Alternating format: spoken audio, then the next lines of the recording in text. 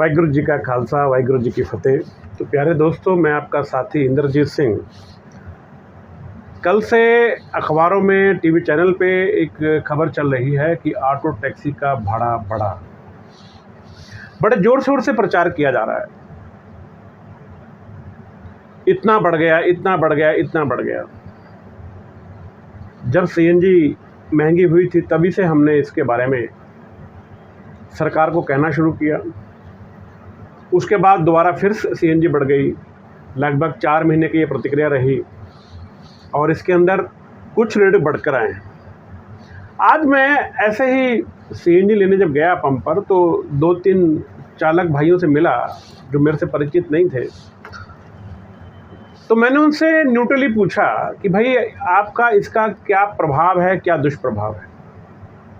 पहले मैं अपने बारे में बता दूं कि हमें ओला उबेर के लिए स्पेशली अगर मैं कहूं तो केंद्र व राज्य सरकार को इसके प्रति सख्त एक्शन लेना चाहिए कि जो रेट आपने हमें दिया है, जो आप सब भाइयों के सहयोग से हमने सरकार से लड़ के ये रेट मांगा है, ये रेट उन पर लागू हो, उससे कम कोई भी गाड़ी ना चले। दूसरा दोस्तों, मैं जो बात कहने जा रहा हूँ जिसका दुष्प्रभाव की बात करते हैं, आपने बड़ा आसान सा देखा होगा, डीजल और पेट्रोल, सीएनजी, ये 5 पैसे, 10 पैसे, 50 पैसे, 1 रुपया ऐसे करके बढ़ते चले। मेरा ये कहने का मतलब इसलिए है कि अगर सरकार भी, जैसे कि पहले एक रेगुलेटरी बनाई गई थी कि जब भी सीएनजी महंगी होगी तो ऑटोमेटिकली किराया बढ़ जाएगा। आज क्या दुष्परिणाम जो मेरे को दोस्तों ने बताया जब मैं गया, बोले भाई 25% इन्होंने किराया बढ़ा दिया, मान लेते हैं, तो सवारी क्या सोचती है कि मेरे 400 रुपये लगते थे, मुझे अब 500 लगेंगे, वो एकदम डर जाएगी। ऐसा नहीं होना चाहिए। आज सिर्फ गैस ही नहीं बढ़ती, स्पेयर पार्ट आप कुछ भी खरीद के, कल मैं अपनी गाड़ी की बता दूं, मैं निकला तो बैटरी की लाइट आई तो मैंने कहा भी अल्टरनेटर गया, मैं मिस्त्री के पास गया तो अल्टरनेटर दिखाया उसको, 1000 रुपया मेरा खर्चा हो गया। उसने 2 बुश डाले कार्बन और एक प्लेट में वेल्डिंग करी। आप बताएं कि क्या हम अपना रेट निर्धारित कर सकते हैं? अगर आज मैंने ऑटो चलाते हुए किसी सवारी से 100 मांग ली, मेरे पीछे मेरे ऑटो वाला खड़ा होगा, बोला 80 में चलूँगा मैं।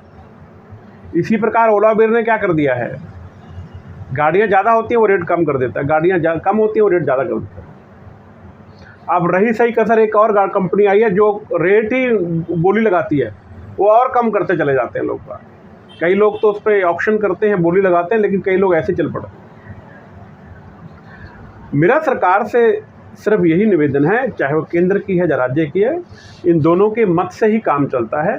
ये निश्चित करें कि जब भी भाड़ा 50 पैसे बढ़ जाए सीएनजी का या पेट्रोल का, ये उसी समय हमारे रेट के अंदर इंक्रीज कर दिया जाए, जिससे किसी को 5 पैसे 10 पैसे जब बढ़ेंगे तो असर दर्द नहीं होगा, ना सवारी को पता लगेगा ना किसी को, क्योंकि आहिस्ता आहिस्ता सब्र पड़ जाता है।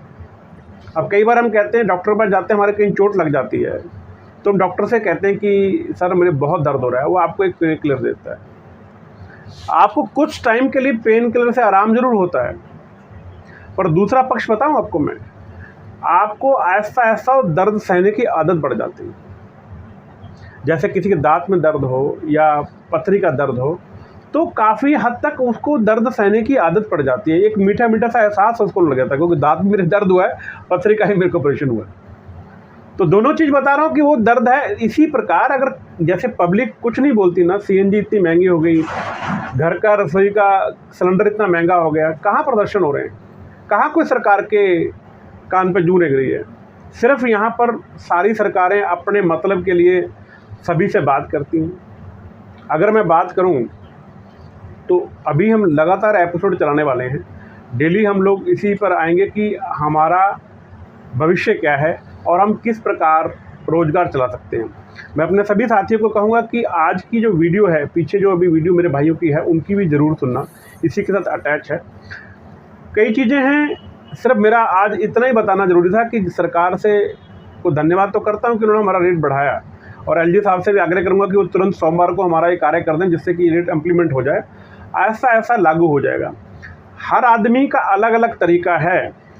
ट्रेन एक होती है, उसके अंदर एक जनरल बोगी होती है, एक स्लीपर क्लास होता है, एक थर्ड एसी होता है, एक सेकंड एसी होता है, एक फर्स्ट क्लास एसी होता है, चेयर कार होता है। तो सभी लोग अपनी मर्जी के अनुसार पैसे खर्च करते हैं। तो ये कह देना कि भाई पब्लिक कम हो जाएगी, पब्लिक को अगर ऑटो में जाना है तो ऑटो में ही जाएगा, और ऑटो में अगर एक दिन में 10 सवारी ढोता है ऑटो वाला, तो उसमें से 8 सवारी मोल भाव करके बैठती है।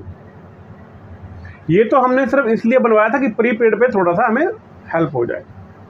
तो आशा करता हूँ कि आप मेरी इस बात से सहमत होंगे और सरकार तक ये वीडियो पहुँचाएंगे, जिससे सरकार को भी लगे कि जब भी 50 पैसे सीएनजी पेट्रोल डीजल पे बढ़े, वो तुरंत अपने रेट बढ़ा दे, और वो जितने कम पैसे बढ़ाएगी पब्लिक पे असर नहीं होगा और पब्लिक इसको एडजस्ट करने में कामयाब होगी। धन्यवाद। बोलूं? देखिए, सरकार को किराया बढ़ाने से पहली बात तो हमारी सवारी कम होगी। नंबर 2, सरकार को इतनी ज़्यादा महंगाई गैस करने की ज़रूरत क्या थी? जब यही केजरीवाल ने जब 51 रुपये पे मनमोहन जी छोड़ गए थे गैस कांग्रेस का टाइम में, तो इन्होंने केस डाल दिया था, जो 35 रुपये कुछ पैसे हो गया था। आज बीजेपी इसको 78 रुपया 61 पैसे पे ले गया। इनके ऊपर केस क्यों नहीं डाला? ये इसका मतलब है कि केजरीवाल बीजेपी से मिला हुआ है।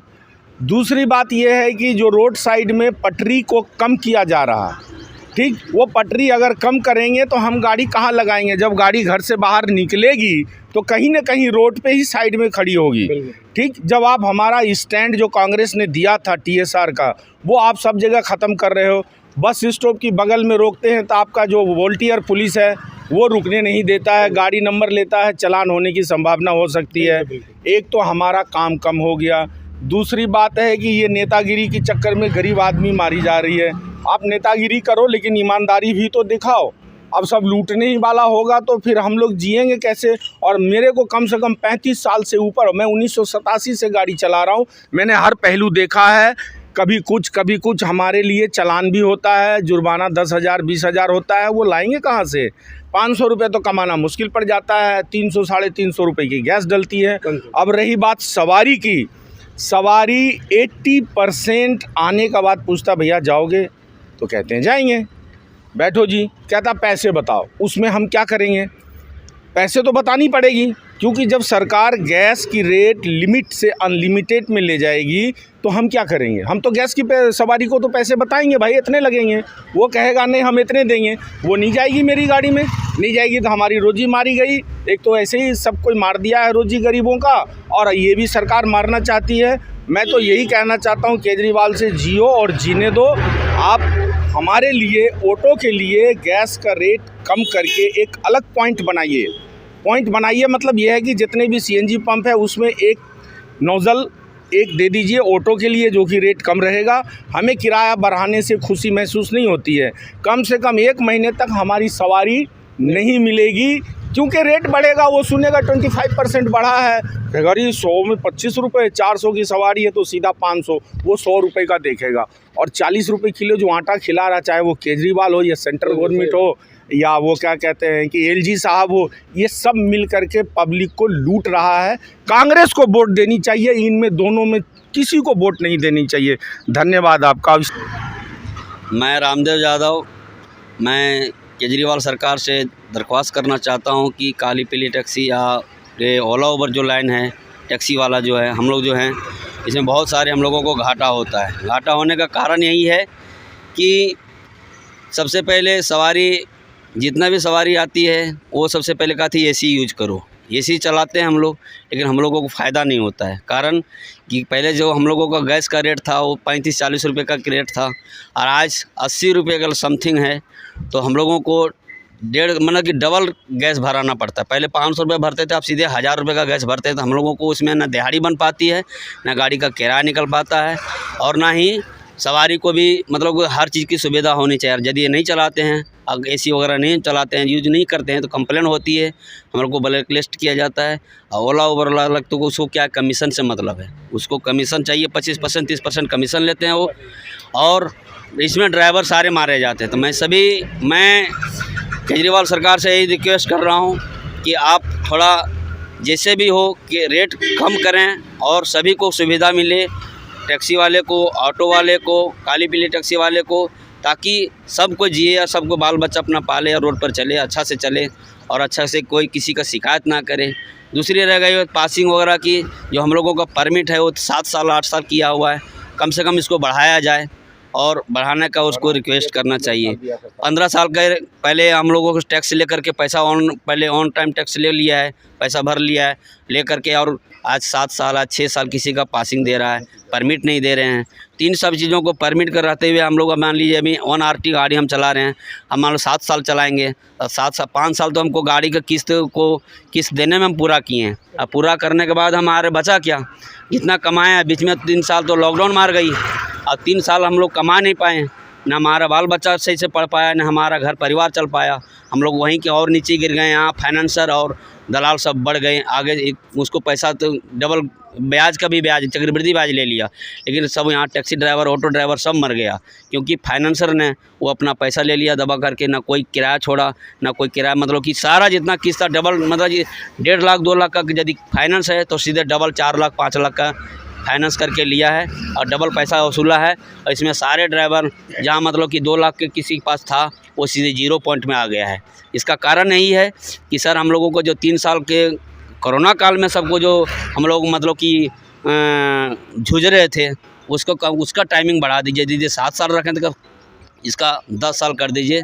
सभी को बढ़ा देना चाहिए, सभी को सुविधा होना चाहिए। सरकार को भी फ़ायदा, क्योंकि हर सवारी में हम टैक्स देते हैं, सरकार को क्या नुकसान है सर। हर सवारी से हम टैक्स लेते हैं, हर सवारी से आपको टैक्स सबसे पहले पेड होता है, हमें किराया मिले या ना मिले, लेकिन टैक्स तो हम लोग सबसे पहले आपको देते हैं। सबसे पहले पासिंग कराते हैं, सबसे पहले टैक्स भरते हैं, फिटनेस हर चीज़ का हम लोग पहले फीस कटाते हैं। तो इसमें सरकार को नुकसान क्या है, इतना अत्याचार भी सवारियां भी करती है। ये नहीं कहते हैं कि ड्राइवर भी गलत है, सवारियां भी गलत है। तो दोनों को देखते हुए सरकार से मैं निवेदन करता हूं कि कम से कम इनको अपने मध्य में समझ करके एक गरीब को अच्छा रास्ता दें और एक अच्छे जगह पे निकालने का काम करें। धन्यवाद जी। मैं मनोज कुमार बोल रहा हूँ। ये जो है जो 3 व्हीलर जो आ रहा है 2.5 लाख रुपए का है, आज इसकी कीमत हो चुकी है 8 लाख रुपए। इतने का कैसे हो गया ये सब भ्रष्टाचार चल रहा है ना। जो चीज़ 2.5 लाख की आज 8 लाख रुपए की हो रही है, ऐसा आदमी कैसे ले लेगा इतना महंगा, और ले लेगा तो इतनी महंगाई बढ़ गई है, कैसे गुजारा करेगा वो अपना। इसको इसलिए बारे में सरकार को देखना चाहिए, सोचना चाहिए कि कैसे होगा ये। और सवारी अपनी मनमानी करती है, दुनिया भर की महंगाई बढ़ा चुके हैं सरकार हैं। 80 रुपये किलो गैस कर दी है, सवारी पैसे देने को तैयार नहीं है। जहाँ 100 बनते हैं वहाँ की कहती है 60 रुपये दूँगी मैं। अब कैसे कोई ले जाएगा ड्राइवर, ये बताओ। जाना ही पड़ेगा फिर, और क्या, जब नहीं मिलेगा काम तो नुकसान में काम करना पड़ता है अपना। इसलिए ये निवेदन है कि इसको रेट कम करें, और गाड़ी के भी भाव इतना तेज़ हो रहा है, इसको भी नीचे लाएं। मेरा नाम शंभू कुमार चौधरी, मैं 20-21 साल से गाड़ी चला रहा हूँ। ये CNG जो हमारी बढ़ी, जब 42-43 रुपये थे तो ये हमारे मीटर चल रहे थे तो सही थी। जब ये 2 गुने हो गए, करीबन 2 गुने ही हो गए, तो गवर्नमेंट ने हमारी ये 2-3 रुपये किराए बढ़ाए। नुकसान तो है ही है, हम गरीब कैसे क्या करें, ये तो गवर्नमेंट ही देखे। अब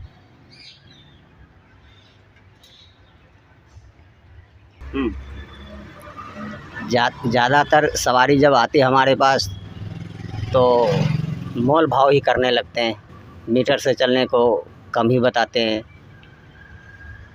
इसमें हम लोग क्या करें।